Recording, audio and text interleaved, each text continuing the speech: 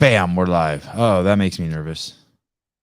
I'm rarely the only person in here when I get here. No Caleb, no Souza, no guest. I wonder what happened. I better resend the links. Hey, those of you who remember the guest we had on, we've had him on twice now, Tyson Bagent. Division II quarterback, went to the Senior Bowl.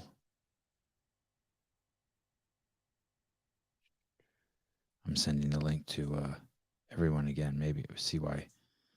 Try to figure out where everyone is. Went to the Senior Bowl. What the Senior Bowl is it's where all the best college football players go to perform their last game. It's like the Pro Bowl for college football. And there's 3 of those Pro Bowls. And the top one, the very top one, where the best college players go, is the Senior Bowl.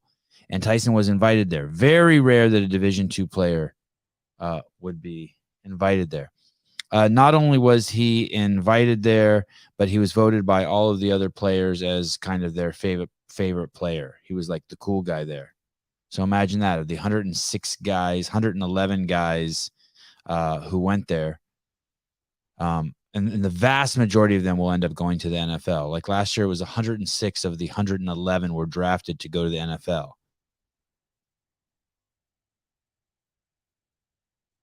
Uh-oh. I sent him the wrong link. I sent him the wrong link. My goodness. Well, that hasn't happened before. I sent the guest the wrong link. My goodness. Anyway, so Tyson goes there. Not only is he voted by all the other players as the cool kid, the kid that everyone likes, but he throws, every quarterback there played only one quarter. He throws 17 completions. Well, Sevan, is that a lot? Well, just so you know, second place only threw 11 completions. Pretty crazy. Hey, Paul, what's up? Hey, mate, how's it going? I sent you to the Dave Castro window. Yeah, I was trying my hardest not to be late, and you stitched me up there. I set you up for failure, Paul. It's all good, mate. We bounce back. That's what we do. I'm wondering, I'm looking over here at the schedule. I wonder if there's other people over there. Live call. Oh, God, I'm a ding-dong. Well, it says here we're live. We're good. We're up and running? Yeah, you the man, dude. Thanks for doing this. Hey, you know, it's a trip. I didn't, until I started researching you, I didn't even know you were a CrossFitter. I was actually, I was speaking to my girlfriend, my fiance now, and I was thinking, I was curious as how you come across me, whether it was through my old CrossFit days or what it was. But yeah, I was curious how you come across me in squash. We had this dude on, Kane. I'm going to screw up his last name. He's the best racquetball player in the world. Okay. Kane, who's going to tell me Kane's, let me see, Wazenchuk. Do you know that name? I'm not too familiar with racquetball, if I'm being honest with you. So yeah, that's mainly an American sport. That So. Oh, that is mainly an American sport. Yeah, it's probably like if I go to America and I say, oh, I play squash, no one knows what I'm talking about, and then I go, oh, it's like racquetball, and then they'll be like, oh, racquetball, So that's a bit more of the dominating sort of sport there. Yeah. Same court though, right? Slightly different dimensions, but very, very similar in terms of like shape and stuff. But racquetball's a bit bigger. Okay, and then your ball has way less bounce, right? It's more like a handball. Yeah, correct. Yeah, so the racquetball is a way quicker, way bouncier. Ours is a little bit less, well, quite a lot less sort of bouncy, and takes a bit more to warm it up and stuff like that. And it's a bit slower, but that's the court's smaller, so it sort of like works out the same sort of pace. Yeah. It's not a handball though, right? No, a lot smaller. Yeah, a lot smaller. It's probably the size of a golf ball. Have you ever been to prison, Paul? Into prison? Nah, mate. Yeah, never been to prison. Just seeing if you have any handball pedigree. That's like the sport in prison, right? Handball. I think it was like made there or something, wasn't it? Or am I talking? I mean, you can't have a racket, right? No, in prison, exactly. in prison. So like, hey, here's your ball. Figure out a game. So we had this guy, Kane, Waslinchuk on. Cool dude, racquetball player. Wow, I didn't realize Kane was 41.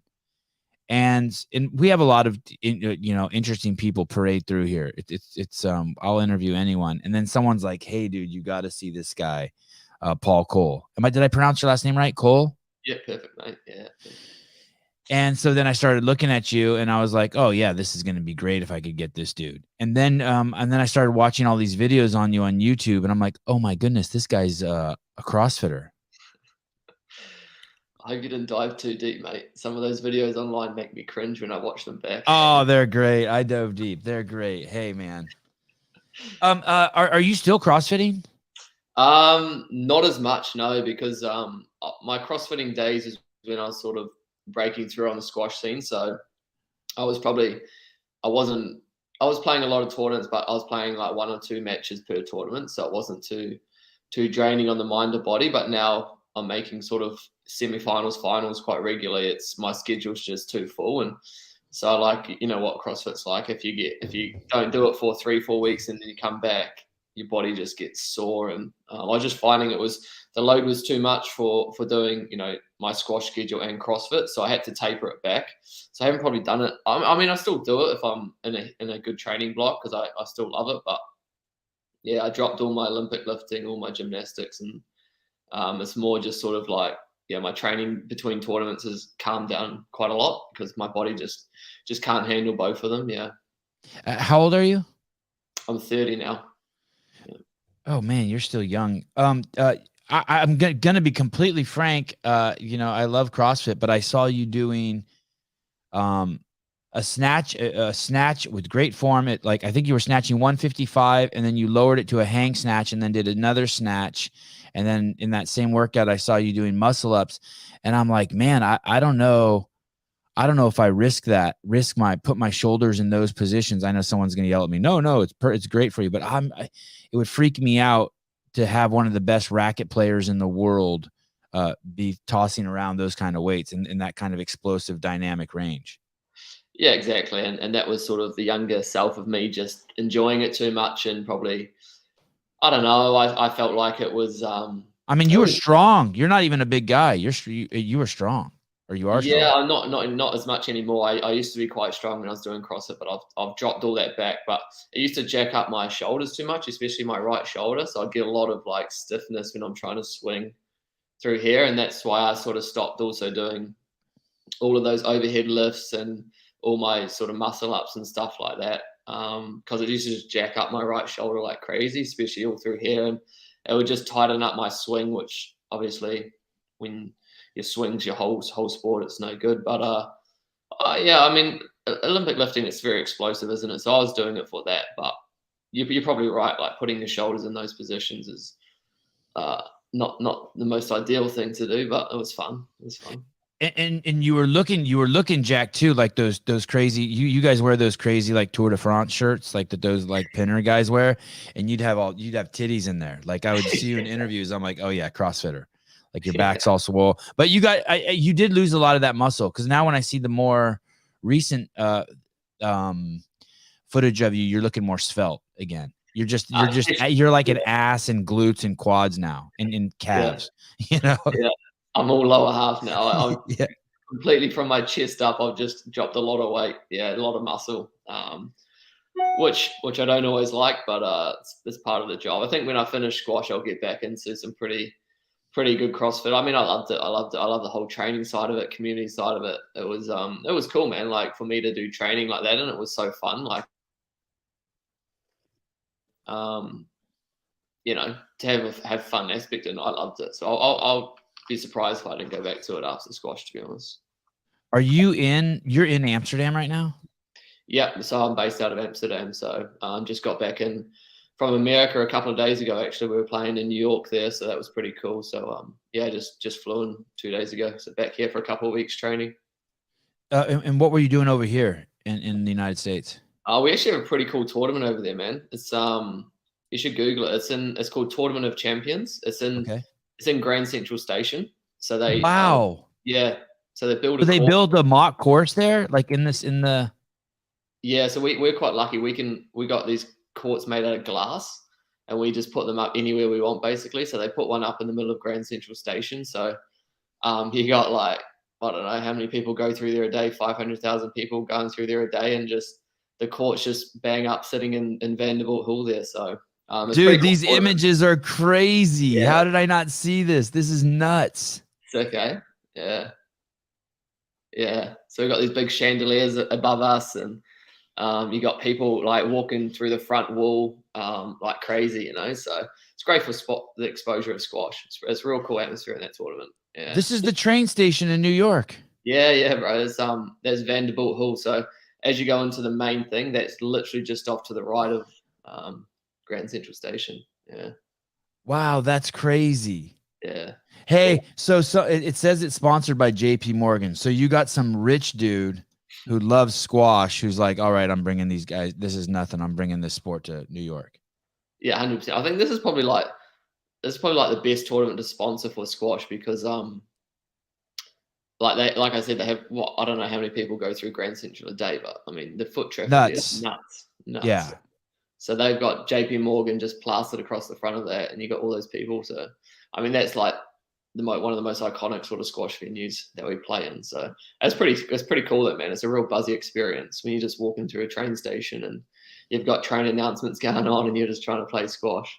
Oh, it's like that. Yeah. Oh, it's almost like a video game. You know, like those video games where you drive Formula One through a town. This is you playing squash in a train station. Yeah, basically. We also put them up in the. Have you seen the one in front of the pyramids? No. Yeah. Oh, this is crazy. I haven't seen any of this. And that's where it's a huge sport, right? Squash is like crazy big in Egypt.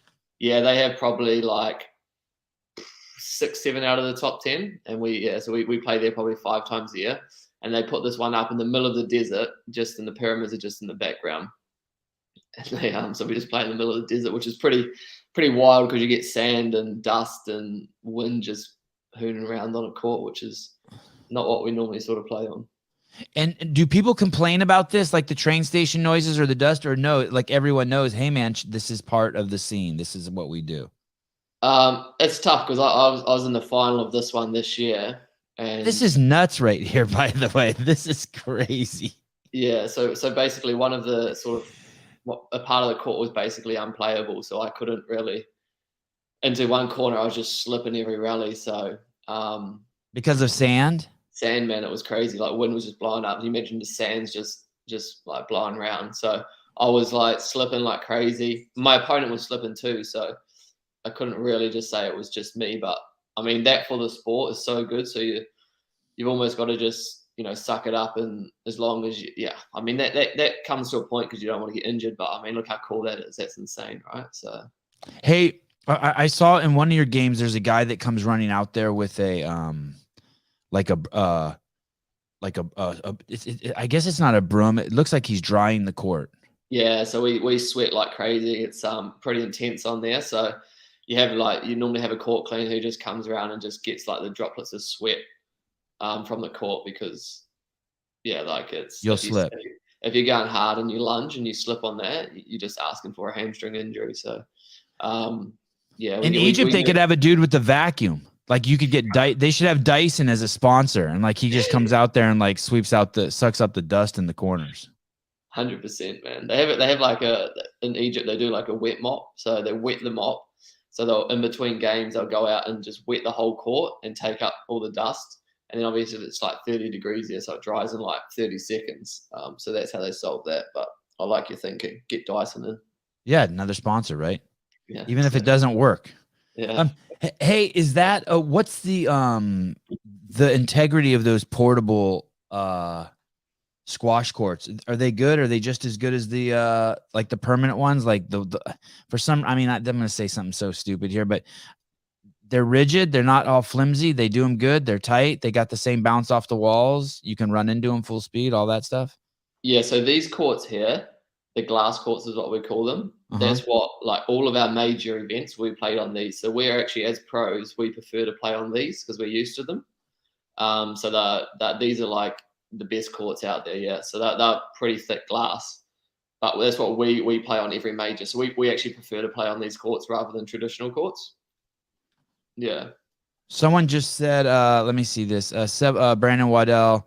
Sevan, look up the tourney from 2009 in Chicago. Why some good stuff there? Like a good let's see. Oh, nine. That's before my time, to be honest. Squash 2009 tournament. What did he say in Chicago? Oh yeah, Chicago. Yeah. Let's see. Were they Oh, just outside. Wow. Okay, let me see this. I'll pull this up too. It's just outside in front of like the Sears Tower. Is that where it is? Oh, yeah. I think I remember that one. That was before my time, but yeah. We've had a few outdoors. Like we have outdoors in San Francisco as well. Yeah, it's pretty nuts. Yeah, that's so cool. Yeah. Hey, Yeah. is it the same court? They just that thing just packs up. It's just really thick pieces of glass, and it just packs up, and they ship that thing around. Yeah, we have one. There'll be one in America that will be sort of shipped around America, Canada. We have one in Europe. Well, it's probably like 4 or 5 in Europe. A couple in New Zealand, Australia. So they have them in like the different continents, just so it's easier for shipping. Yeah. Hey, you think you'll when you're done playing, you'll somehow be involved in like the I was gonna call it the politics. It probably is politics, but the admin of squash, like you'll somehow get involved in the admin of it, like the guy who's like in charge of that glass case, or the people who make sure the tournaments run correctly, or what I don't know what that is. You know what I mean? Like someone who Yeah. wears a suit and kind of got like a belly and hands trophies to people. No, I'm definitely not an admin guy, to be honest. I'll No. be doing something like maybe if I'm in squash, it'll be like coaching, like high performance coaching, or to be honest, like I've always been into. I've always said that I'll open up a gym when I finish. I don't know what type of gym, CrossFit or something like that. I've always been into that side of sort of coaching and personal training, and that's what I was going down. But I'm definitely not an admin guy. I'd be No. yeah, I'm an outdoors guy, physical guy. I like to be active. So Is home is New Zealand for you? yeah, so home's New Zealand, so that's where I'm from. That's where I'll always be from. I live in Amsterdam though, because obviously logistics wise, going back to New Zealand, it takes 2 days to go back there. So virtually impossible to be sort of based out of New Zealand. We have New Zealand Open, which is one a year, but other than that, it's all this side of the world. So yeah, logistics wise for sort of jet lag and whatnot, it's impossible to be based in New Zealand. So, but yeah, I always call that home. And Paul, your girl is she's a squash player too? Yeah, so she's world number 9. Hey, you look pretty buff there. You look pretty buff. Like you don't look like a Tour de France guy there. No, You're looking good. Look at your yeah, arms. I've been working on it a bit more, to be honest. You knew you were coming on this podcast, so you did some curls? Yeah. My favorite celebrations, like, flexing the guns, and I had to stop that because I was too skinny, and you can't really flex the guns when you got, Lance Armstrong arms. So I had to get back in the gym just so I can sort of get that celebration going again. So this is your girl plays. Yeah, she's Belgium. So we live. That's why we sort of live in Amsterdam as well, because we're like 2 hours from her place. So yeah, we just got engaged in December back in New Zealand, so that was pretty cool. But yeah, she's world rank number 9. She's in Detroit playing at the moment. But yeah, we travel quite a lot playing together, which is cool. The boys and girls don't go together.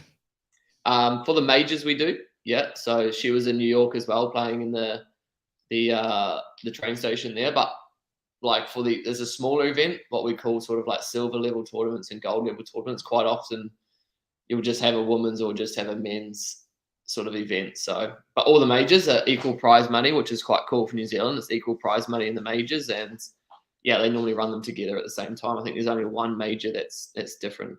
Yeah. Are they just as popular, the men and women, with the crowd? Yeah, I think so. I mean, the women's squash at the moment is pretty cool. I mean, they've got. I think sometimes people prefer it than the men's squash at the moment, because the men's squash is getting a bit sort of physical between players. There's a lot of stoppages and stuff, whereas the women tend to sort of just run around each other, and it's more free flowing. So it's getting quite good. And man, they play at a high pace these days. Like the women they're impressive what they're getting up to. So yeah, it's cool that the whole tour is sort of equal prize money. It's something that squash sort of tries to promote quite highly. Couple questions here. What are you ranked number one? Or what are you ranked currently right now? I'm 3 currently. Yeah. And you've been as high as number one. Yeah, so I was number one sort of last year for about 3.5, 4 months. And congratulations, you started at 13 years old, right? Yeah, around there. Competition wise, probably 13. I was probably playing a bit younger because my parents and stuff were always at the court. So competition wise, I would have started when I was about 13, but yeah, I probably had a racket in my hand a bit younger than that. So basically 16 years of play, and eventually became the number one player in the world. And I want to, I'm going to say something, and then we'll come back to this because I want to go back. I want to hint on something you said, but also you in some of the videos I saw, you didn't believe you'd ever be the number one player in the world. You weren't the kind of guy who envisioned it and then got there. You got there with a lot of self-doubt. Yeah. That's sure. Awesome. I want to come back to that, but let me ask you this real quick. When you just said that the men's events are becoming more physical, I like this. I think a little bit of pushing would be good for any sport. What's happening? What do you mean? Like dudes like purposely hitting each other with the ball or not moving out of the way? What's going on? It's not so much hitting with the ball, but we it's a big thing in squash at the moment. We don't have professional refs, so all the refs are volunteers, so they're not. Oh, sounds like CrossFit. Yeah, right. So they're they're not highly paid, so they don't train or whatever. So they do the best job they can. Like I never try and give the refs too much shit because I mean they do what they get paid to do, and they don't get paid to do anything. So like I never try to give them too much grief, but like it's not so much hitting with the ball, but you can in squash you can 100% use your body to get in the way of your opponent, and it's a real hot topic in squash at the moment, and people trying to we have these things called lets and strokes. So if you're in your way of your opponent and they can't play a ball, they get a stroke, so they get awarded the point basically. So obviously if you can get awarded the point, then you're going to do quite a lot to do that. So yeah, I mean it's a big topic in the men's squash particularly at the moment in terms of players using their bodies and trying to get points and not letting you go to the ball and stuff like that. So it's something squash is trying to clean up, and I think it needs to, because it's quite confusing to a non-squash person about what's happening and what's going on. But there's been some pretty fiery matches over the last 12 months. I saw a match. I don't remember where it was, but you guys were hitting backhands against, I don't even know if they're called backhands in squash, but it looked like you guys were hitting backhands and it was just down the line of the wall. Yeah. And so each person had to hit it and then move out of the way. And it was tight. You guys were basically just going in circles around each other like this, trying to make room for the other guy to get the backhand. And it's moving very quickly. And I was like, oh man, that looks, and that looks like it's a fight waiting to happen. Like just you're basically, you guys are trying to share the space of a phone booth back and forth hitting against the wall. 100%. And that's where it gets, like, we have it, like you say, down that backhand wall, we have a lot of traffic because that's where probably 70% of squash is played down there. And yeah, if someone doesn't want to move around someone, then it just becomes, it can become a bit of a nightmare on there, which I don't particularly enjoy. It's not how I want to play squash. So I think it's we're trying to get professional refs, and I think that will help for sure. But yeah, I mean, it's down to the players, isn't it? It's how we want to play the game, and I think it's because using your bodies, it's sort of like an underarm serve in tennis. It's a bit you're not really supposed to do it. It's not. Say that again. It's like what in tennis? Like an underarm serve. Like it's. Yeah. So it's not like. You'll get penalized for it if you do it too aggressively. You'll get penalized for using your body too much. Yeah, if you don't let your opponent go to the ball, you sort of should be awarded the point against you, basically. The Rally Report podcast, top of the men's game is getting dirty. I mean, I have to tell you, I like this. I know it's probably not popular. I like dirty, which Paul's being polite about. He doesn't play. Paul doesn't play dirty, but dealing with it seems like nonsense. Oh, I like it. I want to see. It sounds like something that could go viral on YouTube. So is it? Let me ask you this: is it? A couple questions. Is it new players bringing it into the game? like maybe trying to be a little more innovative or pushing the boundaries of the rules? Is it lazy players, like maybe players who are out of shape, who aren't as good, who are invoking this tactic? And is it, the third question is it that they're not moving, or that they're purposely moving into the wrong spots to make it more difficult? I mean, it's tough. It is, Like, does everyone know who the guy is? Who's the guy who's like, yep, that's the guy who gets in your way? Yeah. I won't ask his name, but is there a guy everyone knows? Yeah. Okay. There's a few guys that are sort of. God, I hope he's an American. God, I hope he's an American. No, there's not too many American top male squash players, unfortunately. What's the highest ranked American? Oof, I think around 40, 50. Okay. But there's God, we suck. Yeah, there's four women in the top 20 for, I think four in the top 20 for on the women's side. So. Yeah, oh, so what is it? So what is it? A new guy? Is it new players, or is it old players? Like, I'm picturing in my head, it's either old players who are losing a step, who are invoking that technique, or it's new player. You know what I mean by losing a step? Like, they're getting a little slow, so they're like, all right, yeah, start pushing the boundaries of what's legal, or it's new guys who are like, man, I'm gonna add some fucking testosterone to this sport. There's definitely, it's probably younger guys coming through, because there's a bit of a transition from junior squash to, sort of professional squash. So, but to be honest, like, everyone does it, man. Like, it's just how subtle you are with doing it, and when you do it, how much you do it, how aggressively you do it. So, I mean, everyone's guilty of it. But there's definitely there's a line that pros know that, if you go over that, you're being a bit of a dick about it. But I mean, everyone in squash does it, especially when people get tired.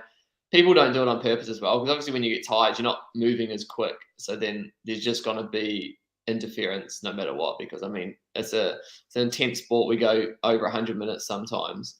Heart rate's like 170, 180. So you're going to get tired and you're going to get slower. And if you just, I mean, there's certain styles of players. I mean, there's some big boys on tour. You got people like 6'2", going around in a small box like that. So, they've got legs and arms going around. You're trying to run around them at full pace.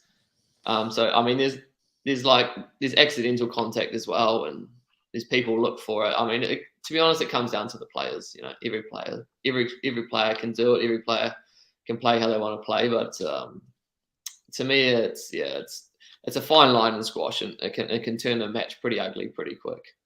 Really? Like, if like the two guys just don't like each other in there, it just gets nasty. Yeah, and like if it's a real clash of players, then it can become an absolute dogfight, and the ref needs to take control of it, and that's where our game falls down, is when the refs can't control it, because it just spirals out of control, and every rally is a stoppage, and every rally there's something like that. So it comes down to the players, and then the referees need to sort it out. But that's where it's sort of falling away at the moment. In college, I played racquetball. You're in a court, right? Not like competitively, like just we had racquetball courts at the gym, and it was something like I did at least once a week with friends.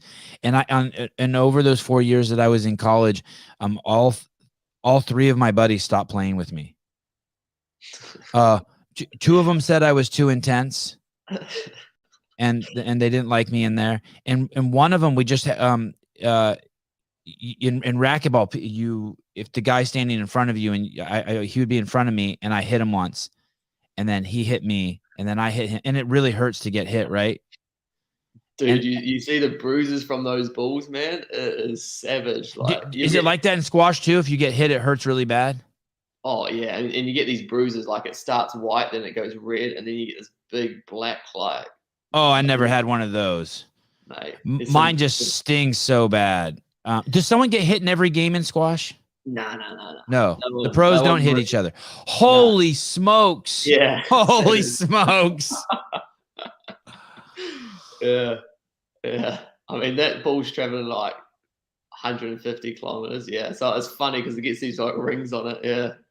Yeah, and it was just, it got too intense with guys. I personally didn't mind it, but these other guys, like one guy said, "Hey, dude, you never compliment me in the court. I'm not playing with you anymore." I'm like, I never compliment you. I fucking hate you in here. Isn't racquetball quite a gentleman's sport in America?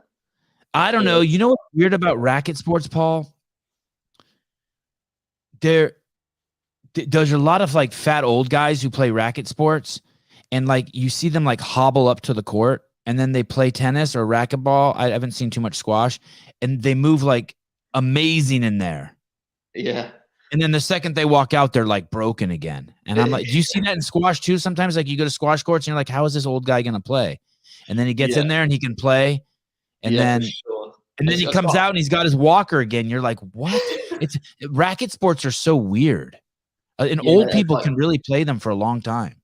If you know what you're doing on there, you can make it look like super smooth. And then if you don't know what you're doing, you look like an absolute clown. But you get some of these old guys that have played for years and they just know.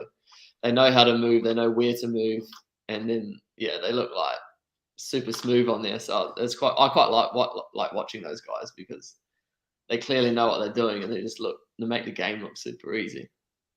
Paul taking the diplomatic way out. Ha ha ha. There's one guy who's kickstarted all this beef and making matches ugly. I like him. He's good for the sport. Don't have him smell Snicker bars and cans of Coke, and he'll be the perfect villain. I like him already. Don't forget pickleball. I would love to forget pickleball. The fuck out of here. Take a whole tractor and scoop up all the pickleball courts in America and throw them in the trash. They keep converting all our tennis courts here in the States to pickleball courts. It's ridiculous. Yeah. I've never played it, but I don't quite understand it. To me, it doesn't look, I don't know. It's ping pong. It's tennis for old people. It's ping pong. Yeah. Right. But it's like dumbed down ping pong. It's like, it's a sport for lazy fat people. I said it there. Please. I'm sure I would like it in college if I was drunk. You know what I mean? It's like it's something you play with a beer in your hand. Yeah, that's the vibe I get from it. Yeah, I never played it, so I couldn't really judge. But dude, if you played it, you'd be world class in fucking a month. You has anyone suggested you pivot to pickleball? It's getting huge. Not pickleball, but it's only America, right? Like over here, paddle's more exploding. Like that is going mental over here. So paddle's like the one. What's it called? Padel. Never heard of it? No. It's, what's the second word you said? Paddle to Dow? Paddle. Padel. Paddle. Huh? Yeah. Paddle ball. Yeah. For us, that's the thing you play on the beach where you hit a ball back and forth. Yeah. Oh. This is exploding. This is exploding in in Europe. Why do all the European people have all the coolest courts? Look at that court's cool too. Yeah. I don't want to be promoting this though, because this is like the rival to squash, but it's pretty fun. And you've played that? No one's listening. Go ahead. I play it quite often, yeah. It's quite yeah. Hey, does that throw your timing off playing a game with a different ball? No, I don't play it that much, but it is weird because the racket's a lot smaller, so I'll like quite often swing and I'll just completely miss the ball because the racket's a good like half a meter or like 30 centimeters shorter. So it is quite funny, but I never play it enough to throw off my squash timing. No. There's a top racquetball guy who's also a top pickleball guy. So I think squash would translate well. So going back to being born, you're born in New Zealand, small island, where incest is accepted. No, I'm joking. I made that up. No, that's Iceland. Sorry, I get Iceland and New Zealand mixed up. Caleb, you didn't even laugh. Caleb, you didn't even laugh. That was a great. Thank you. So New Zealand, and you're born there and raised there. And what did your parents do? What was life like there when you're born? I just picture you like being born in like a grassy knoll, and your dad took care of like sheep, and your mom milked cows. Like when I think of New Zealand. Like spot on. No, I was born in quite a small town called Greymouth. So there's about 10,000 people there. So pretty chilled upbringing, to be honest. Lots of outdoor activity, water skiing, played every sport under the sun. And then I sort of moved away from there when I went to boarding school. Mum shipped me away, so went to boarding school in Christchurch. But yeah, it's Greymouth. So. Why would your mom send you away to boarding school? Just because she thought that I had some talent, and in Greymouth, like I said, there's 10,000 people there, so the opportunities in a bigger city were more. So I guess I have to thank her. But yeah, she went to boarding school for my sporting sort of opportunities that I How could. old were you when you went to boarding school? 13. Yeah. So Did you went away. cry? Yeah, I cried every night for about a year, to be honest. Yeah. Yeah, that would be so hard on me. I wouldn't have liked that at all. I wouldn't have wanted to leave my mom. Yeah. No, that was pretty brutal. That was probably the hardest year of my life, to be honest. Yeah, adjusting to that. But looking back, it was working. Like I'm pleased she shipped me away. So yeah, it was that was good. I had lots of opportunities in the bigger city, and you sort of grow up quite early, don't you? You know, so for like if I'm traveling around the world and I've been living out of home since I was 13, you sort of grow up quite quickly. You learn a lot. So when I started traveling at like 18, 19, I was pretty sort of adept to looking after myself. So yeah, you get a lot of life skills from it, I think. And what when you're really so your mom saw some athletic talent in you at 12 that made it so she thought, hey, I should send this kid away so he has opportunity. What was the athletic talent she saw in you? What sport? So when I was, I think when I was 13, I got selected for New Zealand Hockey. for squash, and then Oh, I thought not hockey. I was very good at hockey as well. So I Okay. played hockey in high school. I played field hockey, not ice hockey, field hockey. Okay, I was trying to show off and I screwed up. No, it's good. Did you research that? Did you? So sorry. So at 13, you got chosen for squash. Yeah, for New Zealand, and so I was very good at hockey and squash. And when I got selected for New Zealand for squash, that sort of put most of my interest towards that, because obviously playing sport for a country is, you know, you're not going to turn that down, are you? So that's where I sort of started shifting most of my sort of interest to squash, but I was still playing hockey and rugby at the same time until I was about 15, 16. Paul, tell me the exact story, if you don't mind, like with detail. You're playing squash in a court as a 13-year-old boy, and someone walks up and says, hey, you look pretty good at this. Do you want to play for the New Zealand team? No, so I used to play rep squash for West Coast, which is like the district of Greymouth. So then you get selected to go away to like a weekend selection camp. So I went away to the camp, which is my first sort of trip away. Forgot all my rackets going to a squash camp, which wasn't a good start. And then the coach, I wasn't great. Like I was fast, I was fit. I tried 100%, and that's why they selected me. But I was probably the worst one in the whole camp. So yeah, that's sort of like I went away for the weekend. Then they selected me for like it's called a development squad, which is where you sort of pathway to playing for New Zealand base. So I wasn't actually selected for New Zealand. It was like a development squad that would put you on the track to playing for New Zealand. But yeah, that sort of was my first sort of real sort of induction into that I could be good at squash. Yeah. That's like a night. That's like a real nightmare. You know what I mean? Like the night before a tournament, you have a dream that you go there and like you're on the court with no pants on, right? I mean, like you forgot your rackets to go to selection camp. I've been on and I forgot my pants as well, but that was playing soccer. But yeah, like you really forgot. Really, you showed up without your pants to a soccer event, also.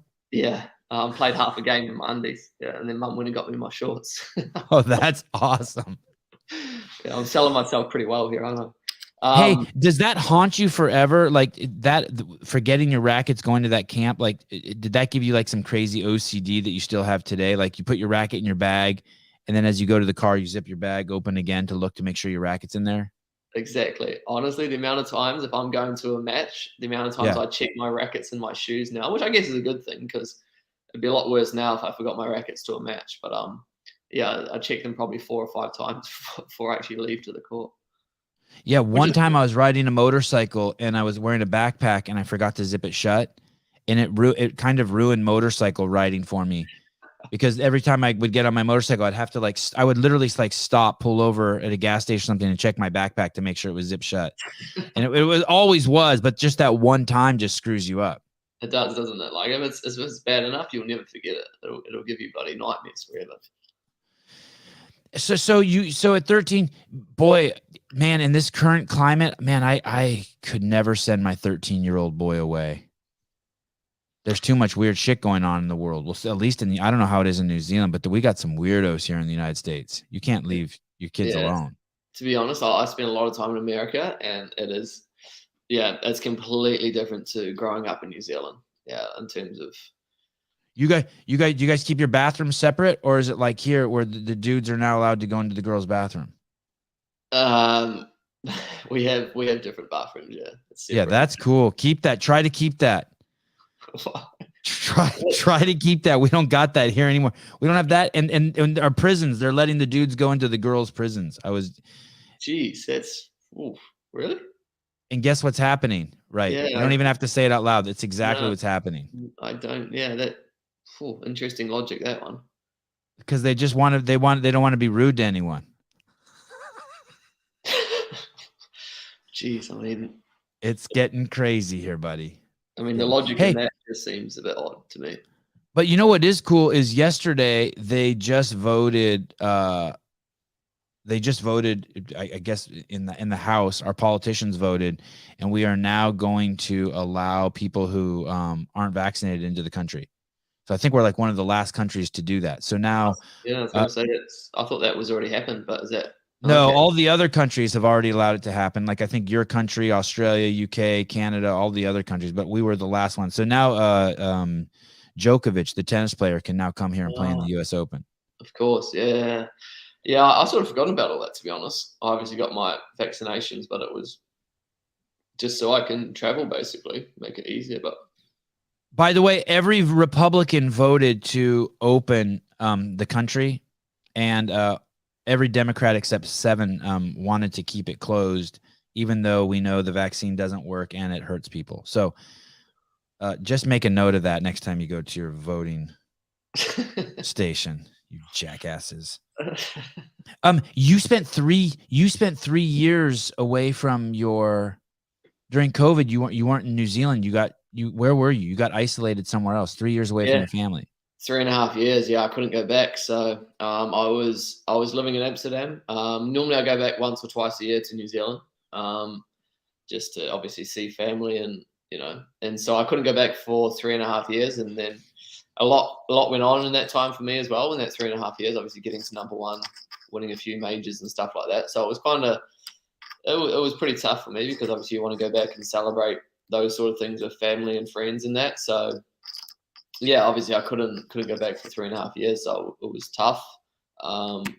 But yeah, it was. I mean, it's hard to be bitter about it, because so much good stuff happened to me in that 3.5 years. But it definitely wasn't easy. I'm very much a home boy and a family boy, so to not be able to do that for that long was very tough. But yeah, I'm lucky. Got my fiance and her family over here, so that made it a little bit easier. But at the same time, it was tough, man. It was real tough.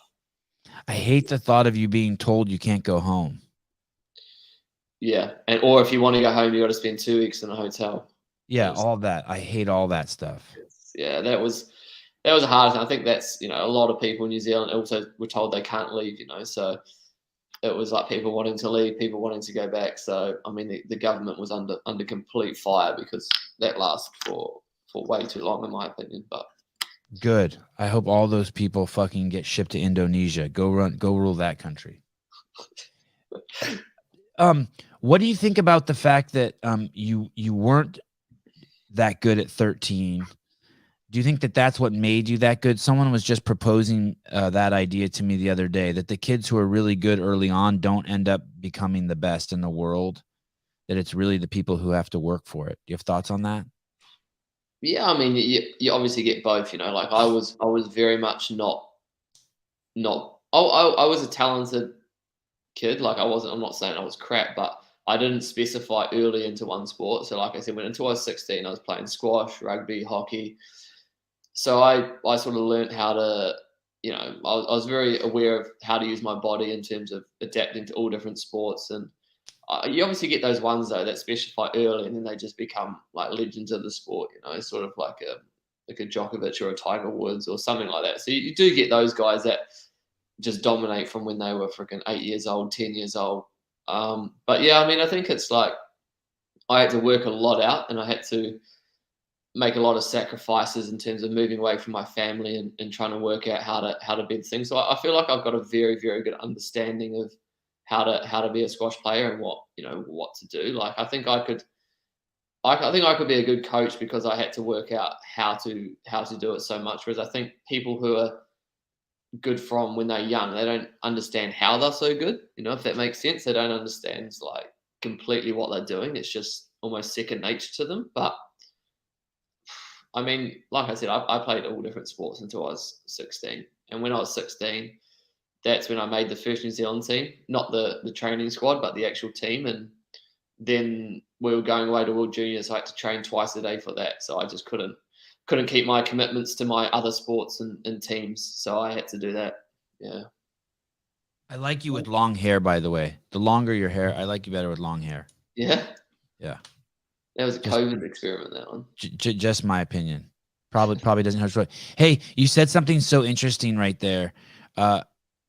So you had to, I'm not sure what the phrase you used, but you had to work it out. Meaning, and I also heard you say this 2 years ago in an interview that freaked me out, that you had a coach. I mean, at 28 years old, at the top of your game, you had a coach during COVID change some of your technical styles with your forehand and the way you moved around the court. And I'm thinking to myself, and then you just referred to that as a young man. You're like, hey, I wasn't a natural squash player. I had to learn things like how to move and what to do. But you said it with that fancy accent of yours. That shit kind of freaks me out.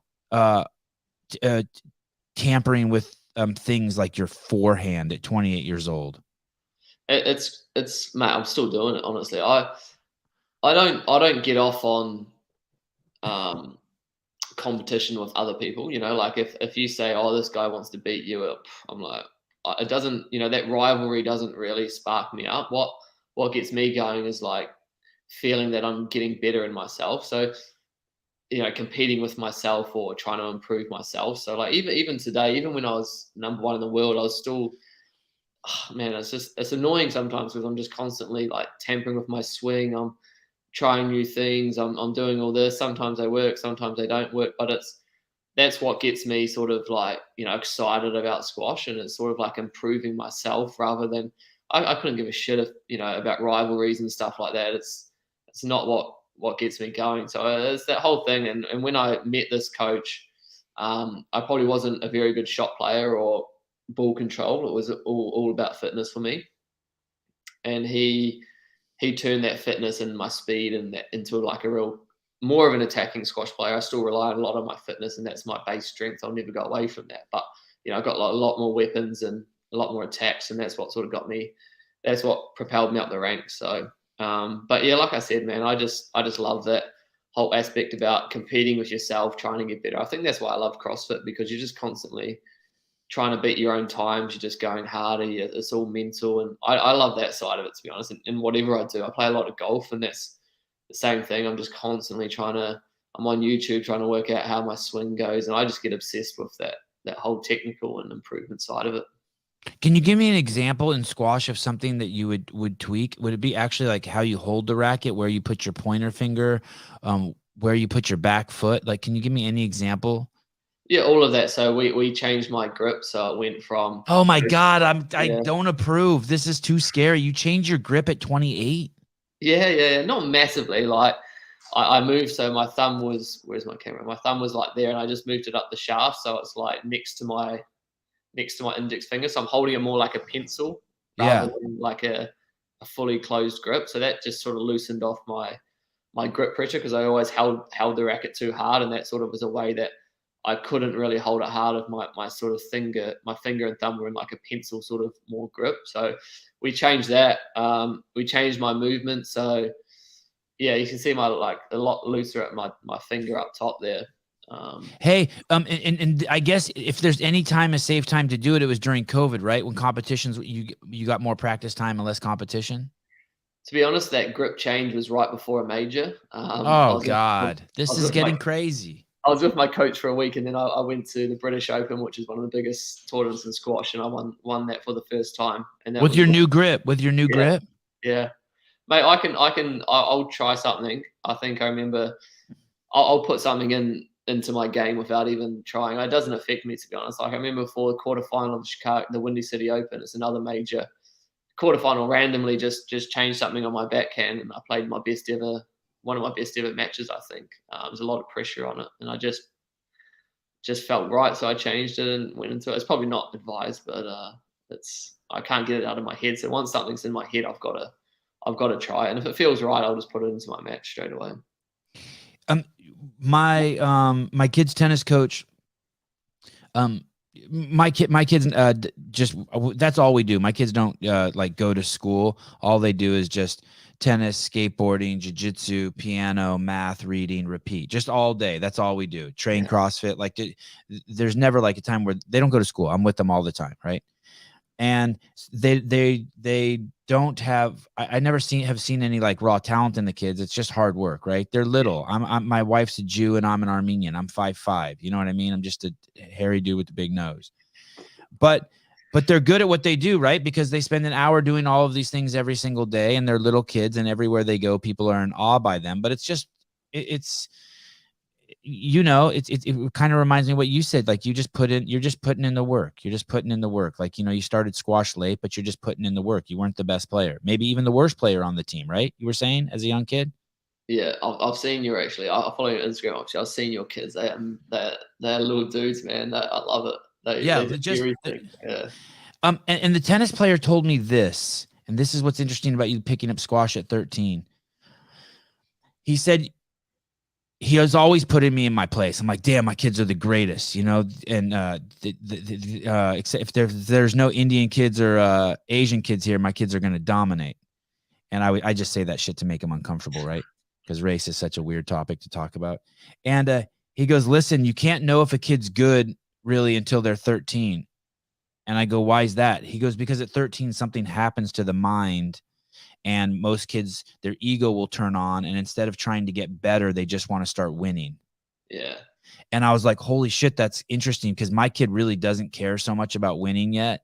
He really just wants to get better. He's really just, in all of his sports, except for jiu-jitsu, it kind of sucks to get beat up. But in all the other ones, he just is just working on getting better. And I was like, oh shit. What do you think about that? Do you have thoughts on that, about a 13-year-old boy or girl all of a sudden having too much ego to improve? And did you experience any of that?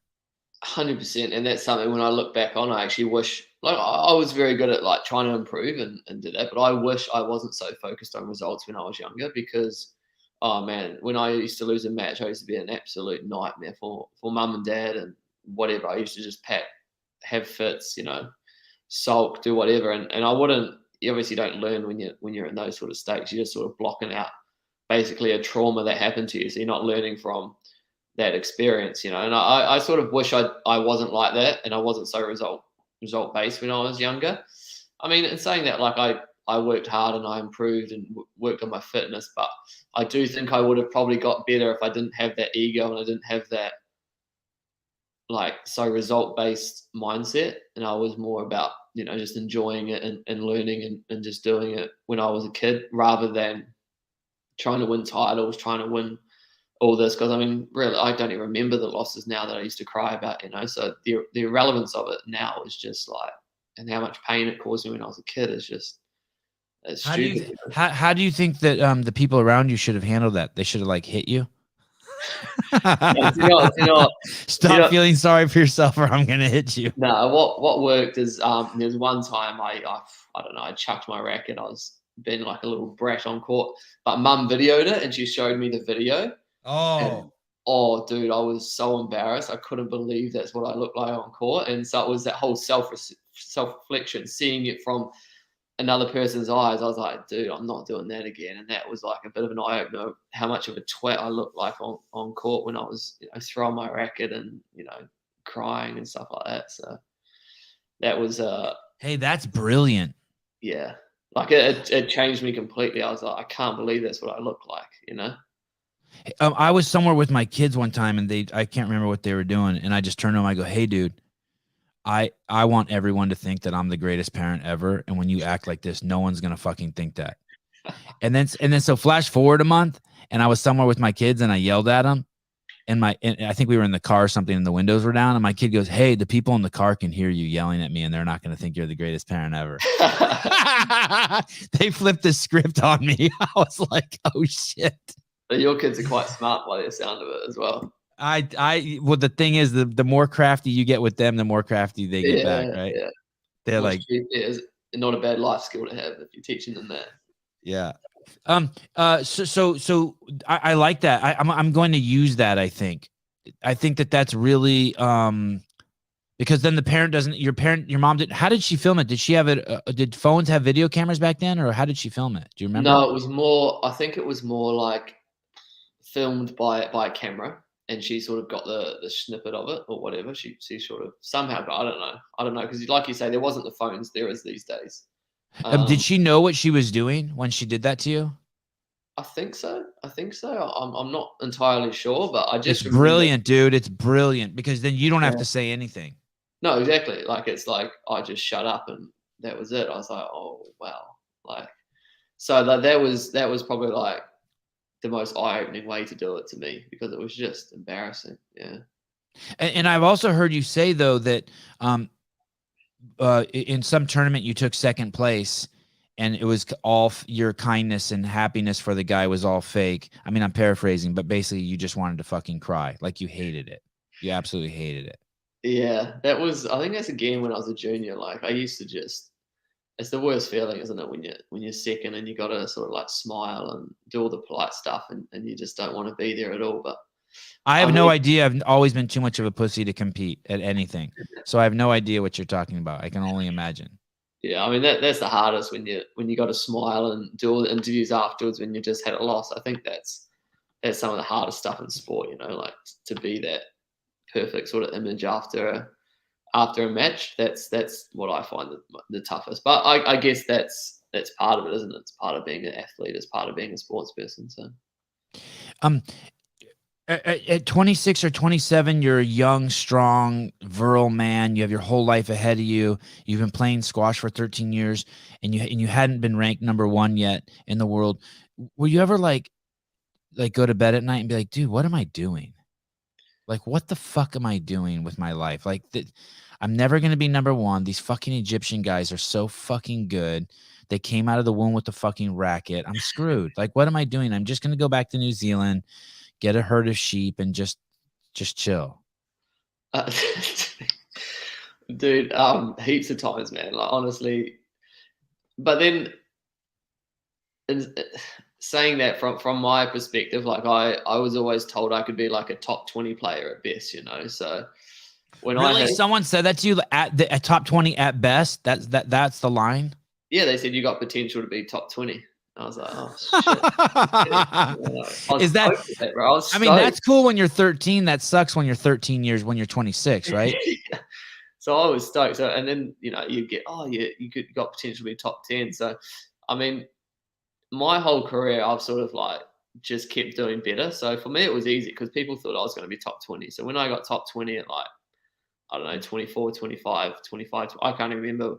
But it was like, oh, I've already done it. I've already done what people think, And then I just kept going up in the rankings slowly, and people never expected me to be anywhere. So I sort of flew under the radar in terms of like expectation-wise, which is, I think, is quite good because when I got to 1 and 2, that's when I found out what sort of expectation was, and that's the crippling sort of emotion that I struggle with the most. Because my whole career I didn't have that, like I said, like people thought I could be top 20, so that was like when that came pretty quick, it was like easy, So that was sort of something I had to learn quite a bit, like about being number 1. Yeah. So you have this match and you play and you win, and that changes the ranking. Where did you jump from? Were you number 2 and you went to 1, or were you number 3 and you went to 1?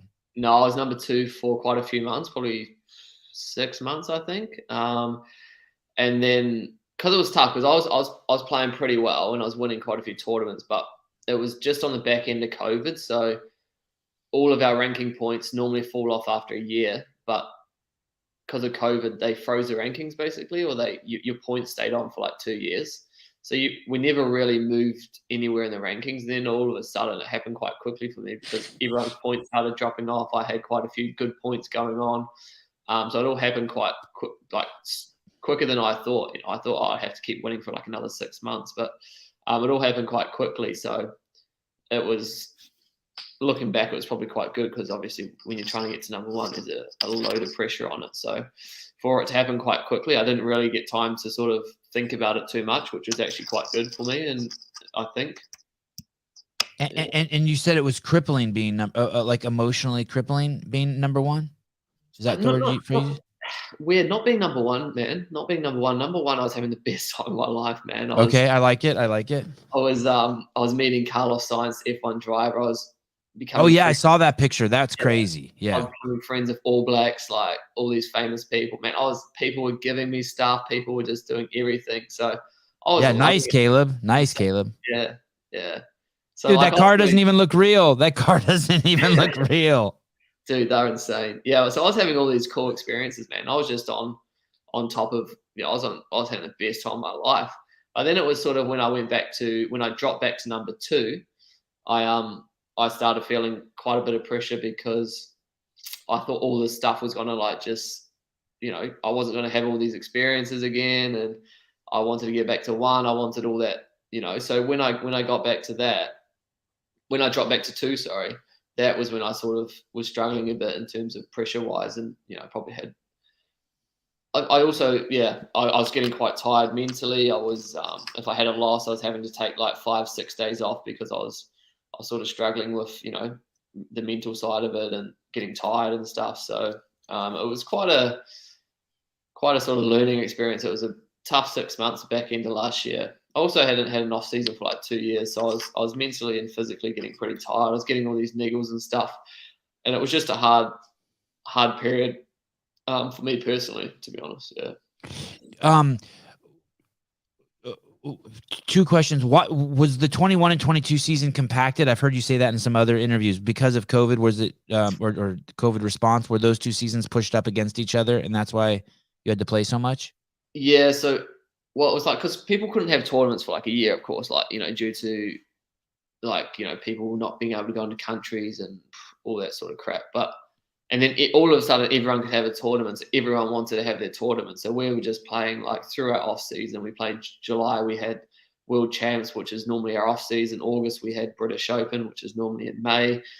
So you sort of played right through, and then all of a sudden we're playing for like 18 months nonstop, and it's just like becoming like it was. Everyone was sort of getting, niggles and getting tired, and it was tough. But we obviously didn't play for a good 8-10 months on a regular tour, probably 12 months until we had like a regular tour. So that sort of period was tough. And then I was supposed to have an off season this year, but I had Commonwealth Games. Our off season is normally July, August. So I had Commonwealth Games, which is, that's like the smaller version of the Olympics basically, but it's quite important for New Zealand. So we had that, which is 2 weeks, best 2 weeks. How often are the Commonwealth Games? Every couple of years? Every 4 years. Okay. So they are 2 years after the Olympics. So they go in like a cycle like that. So that was like best 2 weeks of my life, but that drained you massively. So my off season, I'm supposed to getting fresh. Did you win that? Did you win the Commonwealth Games? Yeah, I won 2 golds there. So that was like awesome. Congrats. That was cool. Thanks, man. But that was like an insane 2 weeks, and then like that I can't even describe how much that takes out of you in terms of your mentally and physically. And so that was sort of my off season where I was supposed to get fresh, and I did the opposite basically. But I mean, I wouldn't change it for the world because winning 2 golds is like life changing, So what are you going to do about that mental piece? What have you done? Do you get a mental coach? Do you read a book? Yeah, I got to do all that. Start smoking weed. I'm in the right country for that, but don't do that. That won't help anything. No, I went back to I actually not for the first time, but I went back to New Zealand for 4 weeks over Christmas, and so I had a break where there was no media. I went to my lake house where there's no cell phone reception, and I just trained and just hung out with my friends and family. And it probably wasn't the best time if I'm being honest, because it's not like a full time to have a break and get a training. But like starting this season, like in New York, mentally I was 20 times better just from having that break back home with no media. Like, because I've been back 3 times, but it's just been full on with media and it's not relaxing. But I just had 4 weeks. I said, stuff it, I'm going home. see my family, see my friends, and just chill out, drink some beers, and have a good time. I still trained, but I didn't play a match for like 4 or 5 weeks, and that sort of brought my hunger back to play, which was a good thing. So I sort of probably came into New York a little bit underprepared physically because I had that break, but mentally I'm back to where I need to be, which to me was more important at this time. When you say media, what do you mean? Just like having to do interviews, podcasts, just all this kind of stuff? Yeah, well, because I became number one and I won, so like there was a lot of, which is cool. Like, don't get me wrong, I absolutely loved it. Like going home and celebrating, becoming world number one. But because I didn't go home for like 3.5 years, I sort of had a lot of that sort of stuff to catch up on. Squash was booming in New Zealand. I hadn't been back. And because I was number one, there's a lot of media, which was cool. Like, don't get me wrong, I'm not that is cool that squash is booming in New Zealand. That's awesome. And you probably helped that with your number one ranking.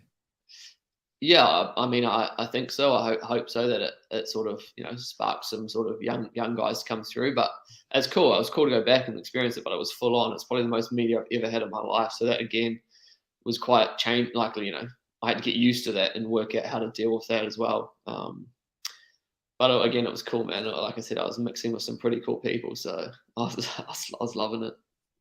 I don't remember. I don't even know if what I'm about to say is true, but I think it is. Maybe Caleb will find the quote somewhere.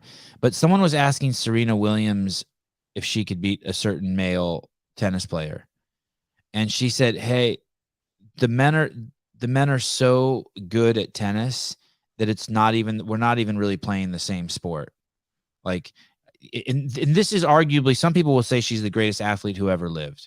That she's like better than Michael Jordan. That she's better than Mike Tyson. That she's like and sorry for being so American centric. I'm just not those are the only people I know, but that basically she's the greatest sports player ever, that she's just been so dominant. And yet she's saying that, like, hey, it's still, we're not even close to the men, the best men. It's just different. I have nothing for them. Does any of that resonate with you? Is it like that squash? Are we just different creatures? It's just physical. It's like squash is a very fast physical sport, and it just becomes, the pace is just too high if you go man versus woman. Like, women they're very skillful, they got all the shots, but if they don't have the time to play them, because there's just that physical difference, isn't there, between a man and a so woman. Kind of like the fastest woman in the United States is still slower than, in the 400-meter run or something, is still slower than the 400 fastest high school boys. So yeah. you think it's a speed? Technically, they're just as good. They could coach just as good. They could do all the, like, if it were a slower game and they could just do all the trick shots. Like if you took the best woman in the world and you took Paul Coll, and said, "Hey, hit this squash ball through that little circle over there," they could do that. But you're saying it's like the actual getting the body there at the right time. Yeah, I mean, like, so for example, me and my fiance will play a double bounce match where. So normally in squash, you're allowed one bounce, and that's it. Whereas we'll play a match where she'll get 2 bounces. So she basically has more time to get to the balls and stuff. And then it's pretty hard for me, like, in terms of, she's got all the shots, she can do everything, and then the pace becomes irrelevant, really, because she's got 2 bounces to get to the ball, and then, she's got all the shots and can play just as. So then it becomes, way more close in terms of. It's a lose for me, but yeah. Have you ever seen those guys play tennis in wheelchairs? Yeah. That shit is crazy. I think they get 2 bounces, but that shit is crazy. Dude, I don't know how they do it. Like, it's crazy watching that. I think it's the best wheelchair sport. I've watched the other ones, like basketball and some of those other ones, and they don't do much for me, but the tennis is nuts. Yeah. I've watched a bit of like wheelchair rugby, which is just insane. It's just like a derby. They just like go into each other like crazy. It looks painful, to be honest. But yeah. Hey, this guy talks like one of you. I wonder if this is English. Americans don't say cool shit like this. Leah Thomas, that's a guy who competes against. Men in the United States can compete against women's sports too. Like, we can use their bathrooms and compete against them in sports now. Leah Thomas, a man who tucks his anchor into his swimsuit. God, that's such a European thing to say. That I'm going to start using that word, anchor. You guys say cool shit. But Leah, I wonder if Steve Flores, I never thought of you. I thought you were just some Mexican out of LA, dude. I didn't know you were. Are you European? Leah Thomas, a man who tucks his anchor into a swimsuit and ranked outside the top 300 in men's swim can beat the nation's top female swimmers. Anchor. God. Steve, are you foreigner? That's such a great word. It's classy, right? Instead of saying like penis or cock and balls or dick, it says anchor. Yeah. That's how you guys talk. It's all gentlemanly. Yeah, I would have went with like a rudder, if he put his rudder away. Yeah. A rudder's good. I'm Mexican from Fresno. Oh my God. Well, you're classy, dude. Anchor. I knew you. I figured you were Mexican from LA. God, born and raised in Fresno. Okay. Oh, here. 7 seconds. Don't fuck us, Caleb. 7 seconds, so we don't get the YouTube guy to gods on us. I'm like, if I were to play Andy Murray, I would lose 6-0, 6-0 in 5 to 6 minutes, maybe 10 minutes. Okay. Thank you. Wow, Caleb, that's impressive. God, her body's insane. She's strong, eh? Yeah, her body's crazy. What a specimen. I'm looking at my notes. I'm sorry. There could be awkward silences on this show. It's fine. It's my show. I think my favorite episode of you. I think you're talking with, I can't remember who it was, but you're talking about dropping a deuce for about 15 minutes. I thought, well, get me on this podcast. Hey, that's important though, right? Do you have a deuce ritual? Speaking of deuces, not a ritual. I mean, on match day when the nerves are flowing, the pre-workout's flowing, it's just like a tap, mate. Can't turn it off. It's just okay. Is that bad or is that good? It's not great, no. Especially like if I go to Egypt sometimes and you get a bit of the runs, and then you load caffeine and nerves with that, you're losing fuel, aren't you? You just don't want it on your mind. It doesn't matter, right? Like you don't want to be out there and be like, either I have a deuce in me or oh shit, a deuce could fall out. Yeah, I mean the stress of that, you just don't need that, do you? Like, can you wear whites? Can you not wear whites? Like, no. If you're a real professional, though, you don't even care if a deuce dropped out. Like I mean, right? I mean, it's like it's a point at any cost, right? I mean, like, so what? You shit your pants out there. The guy comes out with the broom, sweeps it up, and you're you know what I mean? And you move on. Like, who cares? Yeah, I scored the point. What? You'd be viral, wouldn't you? You'd be famous. So, I mean, there's ways of being famous, isn't there? So, yeah. I mean, if I was wearing whites, I'd probably prefer not to be wearing whites. If I'm being honest, if I got to choose, I would not choose to wear whites on that day. Yes. They'd probably let you change. I remember one time at the World Champs in semi-finals, one of the guys he was begging the umpire he needs to go do a piss, and he wouldn't let him. So I'm not sure they would let you. I think if you had one in your pants, maybe, yeah, because the smell would just be getting.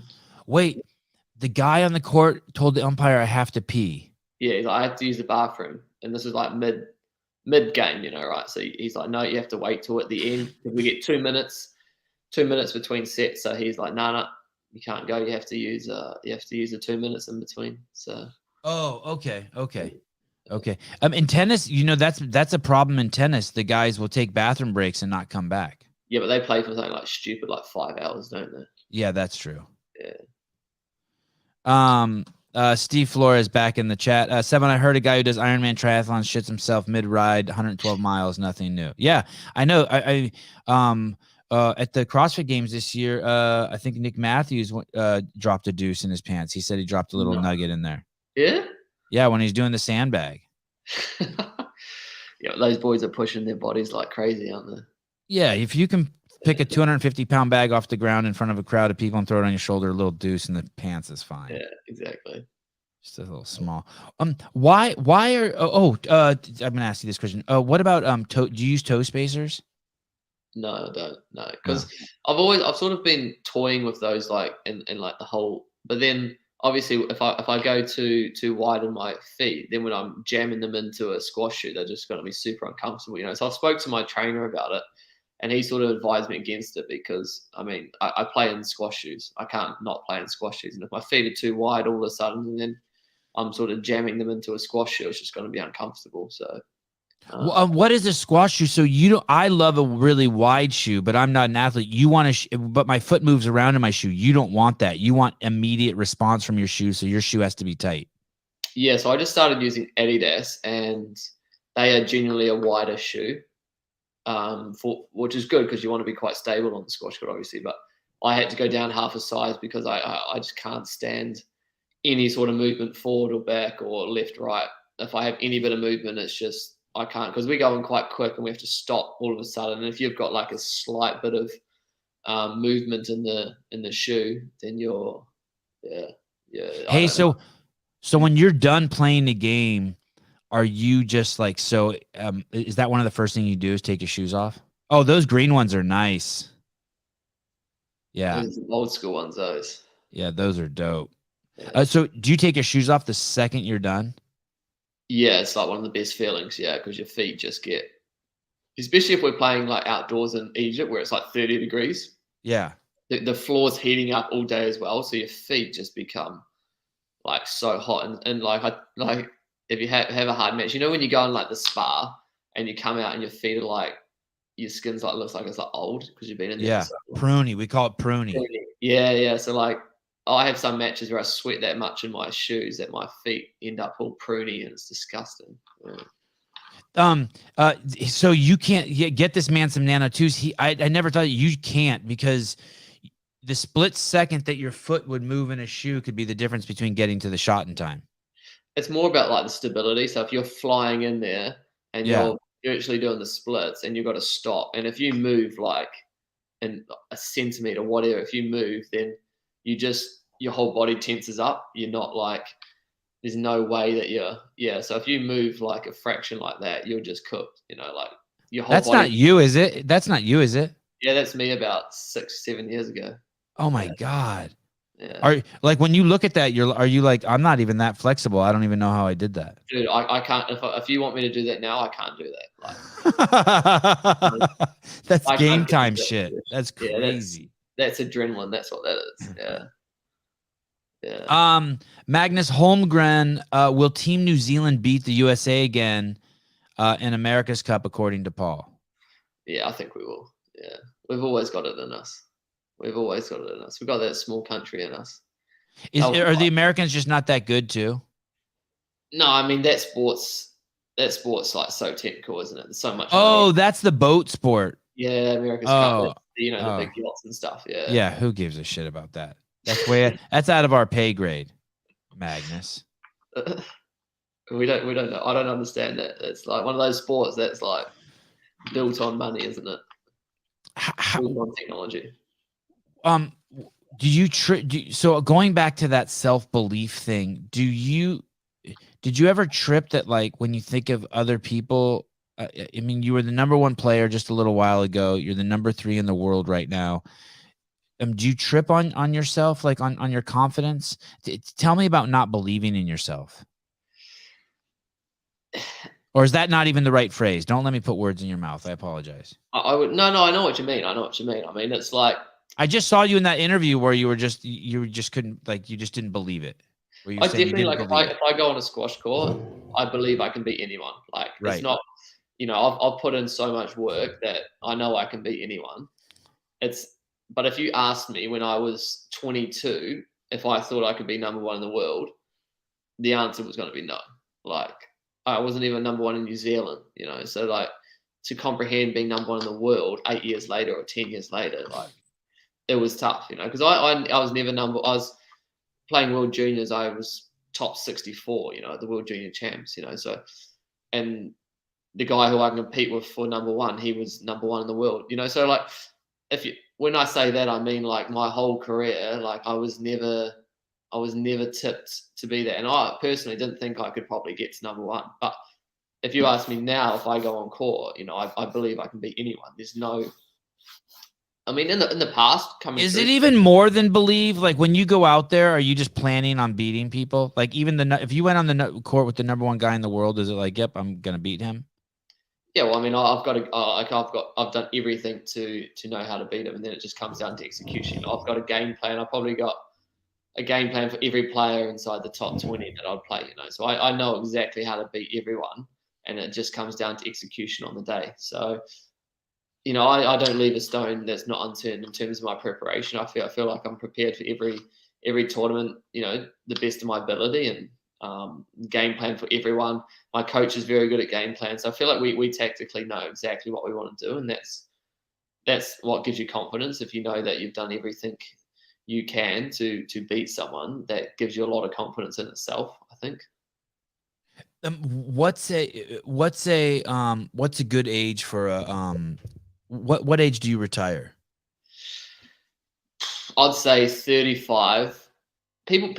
Players have played to like 38, but they really start to 35. You start to go downhill in terms of your physicality, and like squash is a very physical sport. But there's players playing at 35, 36 now, and they're still quick and still have that explosiveness on court and that endurance. But you genuinely see sort of people from 35, they get a little few more injuries, their speed starts to drop, their endurance starts to drop, and they can be elite for one tournament, and then another tournament they can, they'll have a niggle, they'll have more niggles, they'll wake up feeling tired, their bodies will not be good, and that's where you sort of start to see that consistency not be as much. But I think today, like with sports science and stuff, you can a lot, sort of extend that as much as possible.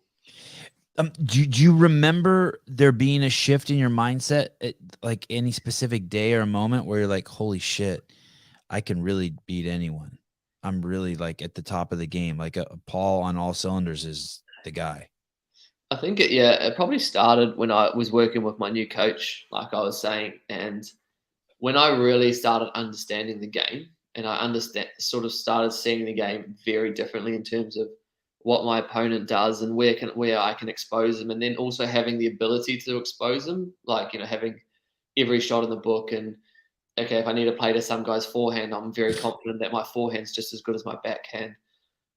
So I think when I sort of started getting that ability all over the court, that combined with my sort of fitness and movement, I could execute game plans to anyone basically. Whereas before, starting working with my coach, my forehand wasn't very good. So if I had to try and expose someone's forehand, my forehand wasn't good either. So I'm just sort of stitching myself up. Whereas now I feel very confident down the forehand side. So if someone's got a weaker forehand, I don't mind shifting to that side or playing down the backhand, so I feel like my skills now are a lot more, I can execute more different game plans, which gives me, that's sort of, I think when I started believing, okay, I can actually beat this guy now because I can expose his forehand. I'm not doing myself any damage, basically.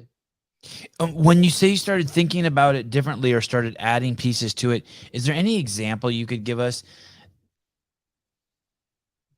I know that there's so much stuff that we don't understand about sports that people understand, that the athletes understand, that they're not talking about, like even things that maybe even abstractions, like there was some book I read and they talked about Wayne Gretzky. And the reason why no one understood what he was doing is because he was starting to recognize patterns. So he would see something happening and he would then know where the puck's going to be in like 32 seconds. So he would go over there and maybe he didn't even know he was doing that. Yeah, and I think there's definitely like patterns in squash that you wouldn't even notice if you're not sort of understanding that, like the percentage. So my coach is quite interesting. He's a professional gambler. Oh, so yeah, I like this. Yeah, so he works in percentages a lot. So he sort of analyzes the game of squash like he's betting on it almost. So he would never take a bet, even if he thought the team was going to win. He would never bet if he didn't think it was in his favor, So he sort of, the way he analyzes squash is he goes down to percentages, and if you put a ball here, there's a certain higher percentage that he's going to play that to this area of the court. So you sort of can go down that track quite deeply. Obviously, squash happens very quickly, so you need that to be second nature. But like if you're playing a both, then maybe 70% of the time they're going to cross quarter, so you can sort of push over that way a bit more. Or if you play sort of a kill, again, they're going to not really straighten it that much because it's more risky for them. So that again, they're going to shift that cross court somehow, so you can sort of go to that side of the court a little bit more. If the ball's tighter, they're going to struggle to cross court that, so you can sort of push on that side of the court a bit more. So I mean, you can go down a rabbit hole of that. It's just like endless in terms of And do you see documents like that with all those numbers written out? Like, does he say, hey, if someone hits a forehand from here, 72% of the time they're going to hit it over there? So interestingly, we did get like a couple of the top guys analyzed, and you can sort of see areas what they played shots. There's definitely patterns. You know, if you got every player analyzed, there would definitely be patterns in terms of where they hit the ball the most from that specific. So we actually created a game plan on one of the top players after we had him analyzed and we'd seen where all the winners came from his opponent, from where he was. So we started putting him in that area, and then we started hitting winners. And you know, I think I hadn't beaten him like 14 times in a row, and then all of a sudden I started beating him. You know, and it was like, so there is definitely patterns in squash that you can work out, and that's where you can create some damage. Yeah, it's so amazing how deep you can get with this stuff for the people who are the best. Another thing I heard my tennis coach, or not my tennis coach, my kid's tennis coach tell him. He told my kid this when my kid was 6, and I just remember hearing it. He said, the best players in the world in tennis only win 55% of their points. Yeah. Yeah, meaning that they barely win. It's just a game of and so those margins are like, you have to know sometimes, like one of this really simple examples, you probably know this one from your sport too, is, hey, this person 53% of I don't know what you call them, rallies that go beyond 6 shots, they lose. So if you have more endurance than that person, just go beyond 6 and all of a sudden the odds are in your favor.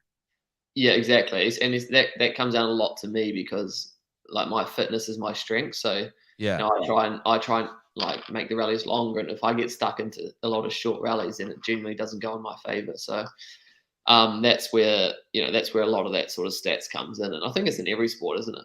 Like, you know, everyone's got their strengths and weaknesses, and it's about how you sort of expose those to try and win the match. But it's pretty interesting. Like, I never used to be that sort of player in terms of analyzing it that much. And when I learned how to do it, it's like there's some serious benefits to it. And if you're serious benefits to it, man. I think it's where all the best players are now.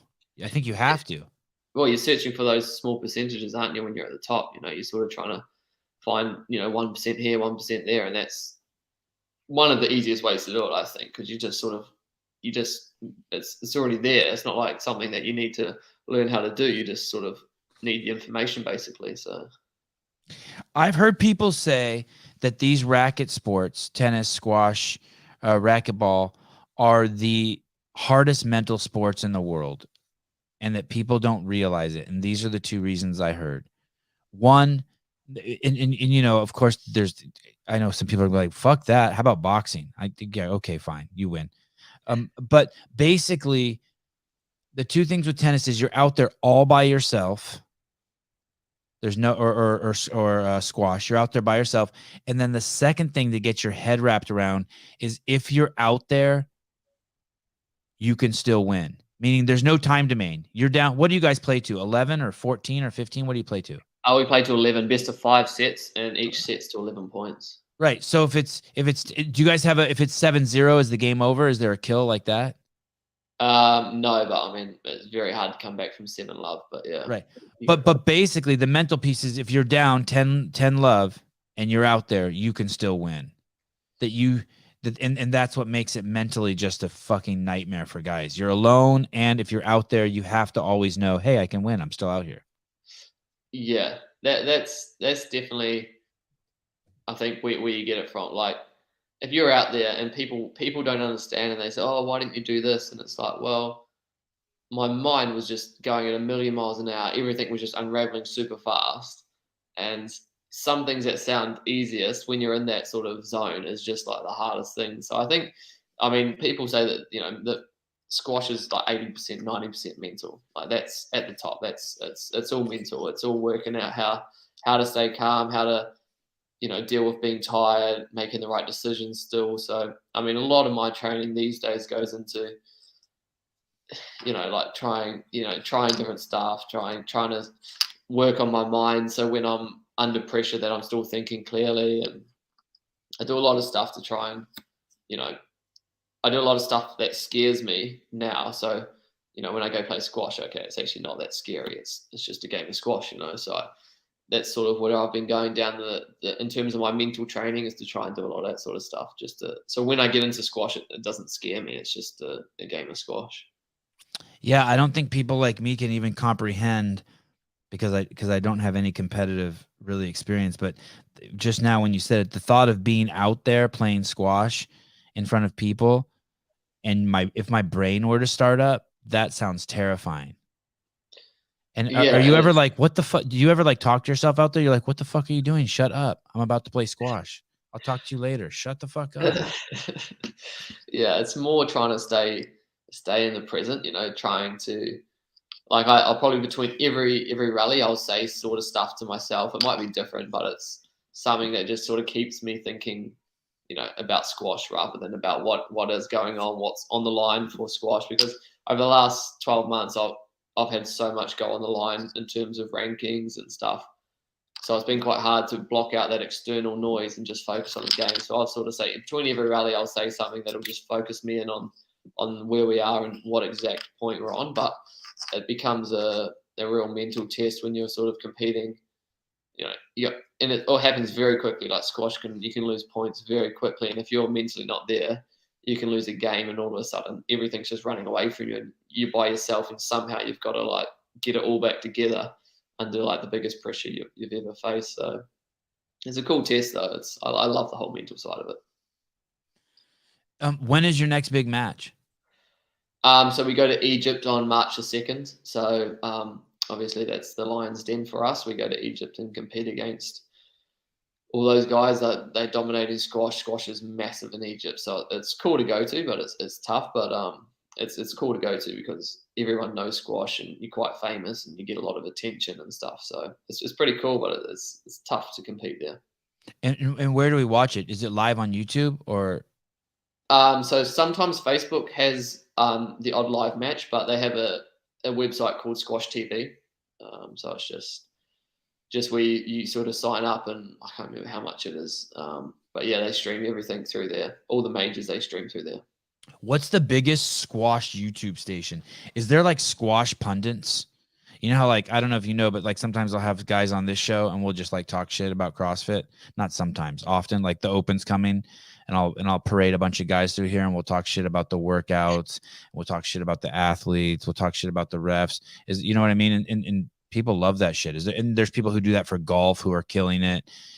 Does squash have those guys? Because if not, maybe I'll do that. Maybe I'll like try to find some squash guys who are experts and we just rip on you guys. Go for it, man. Yeah, there's not at all, not at all compared to like obviously I follow CrossFit and golf quite a lot, and they have a huge YouTube base. But I mean, there's a couple out there in squash, but I wouldn't say there's major channels or major channels that get traction like yourself or some of the CrossFit ones. I think squash is just not big enough at the moment. There's just not that audience of people that are wanting to do it. But I don't know. It's something that I think that's the way to grow squash as well, is to get those sort of fans, talking about it a bit more. And for sure. Yeah. Hey, great to meet you, Paul. Are you on? We've been communicating through text. Is that bad? Does that fuck you up? Does that, like, every time I send you a text, does that cost you $1 or something? No, because iMessage. Oh, okay, good. Yeah. Okay. Yeah, no. I can spare $1 for you anyway, mate. That's all right. Okay. Thank you. Well, I'm one of those weird people who, like, every time I send a text, I send like 10. Like, I write a sentence, then send. Write a sentence, send. I'm not. You know what I mean? I always send like lots of text, and I always wondered, man, should I not be doing this to the foreigners? No, we're on iMessage, so it's all good, mate. All right. Yeah. Hey, great to meet you. What's the name of the tournament in March 2nd in Egypt? What's it called? It's called the Black Ball Open. So yeah, it starts. We start March 2nd. Tournament starts. Yep, that's it. Okay. I'm gonna put a note here on my calendar. You the man. I really appreciate you taking the time. I'm glad I got to meet you. No, it's my pleasure, man. Honestly, it's cool for me. I got pretty excited when I seen your message. So I was trying to act cool, but no, it's cool for me to be on here, man. So I appreciate it. Cool, thank you. You are cool. You're cool as shit. And I'll see you around. And if you ever need anything, don't hesitate to text. I mean, you're a true gentleman, and I'm glad to know people like you. Nah, pleasure's all mine, man. Thanks a lot for the call. Enjoyed it. All right, brother. Take care. Good luck in March. Thank you, brother. Appreciate it. Good dudes are good dudes. Someone's not kidding. 7 short text messages in a row yesterday. Rapid fire. Yeah, that's how I do it. Hey, Caleb, send. I like your cat, send. Oh my God, Caleb, that cat is so cool. What's he doing? She's yawning. She had her head down like the Sphinx. Is she sitting? Yeah, she's sitting on it here. Is she mad dogging you? Oh, big time. What does she want? That's just attention. She just sits here and just bothers me while I work. You make having a cat look like it's fun. I would love that. That looks like just great company. She's super chill. Like, she's pretty nice. She's basically like a dog. I hate a cat that you pet and then it wants to be pet like nonstop. Like you regret ever touching it. She can be that way sometimes, but then she kind of she knows her boundaries. She knows not to fuck around with the keyboard or the mouse and stuff like that. Love the cat. Yeah, the cat's cool, right? I'm not even a cat person. That cat's dope. Makes me want a cat. Why is your face red? Were you in the sun? I don't know. No, I wasn't. Did you take a bunch of niacin or vitamin B? Are you Scientologist? You know how they do? Yeah. Okay. You see it's red, right? Yeah, I do see it's red. I don't know why it's red. I've never seen it like that. It's weird. Glad to see that the Beaver is also rocking the WFH outfit, dressed on top and just underwear. In Waffle the House. I have shorts on. Come on. They're just shorts. Sometimes referred to as underwear. Hey, tomorrow morning, like 4 or 5 a.m., I'm driving to Phoenix. It's like an 11-hour drive for me. I know, it's crazy. So I don't know. I don't know what's going to happen today. I'm trying to get Darian Weeks on to do the UFC show today at 1 p.m. Pacific Standard Time. Oh, you're on the text thread. He did respond. Oh, he did? Yeah. Did he say anything? Just basically, yeah, he said that I think we'll be good. Oh, God, that scares me. I know. I don't like when he did that. Yeah.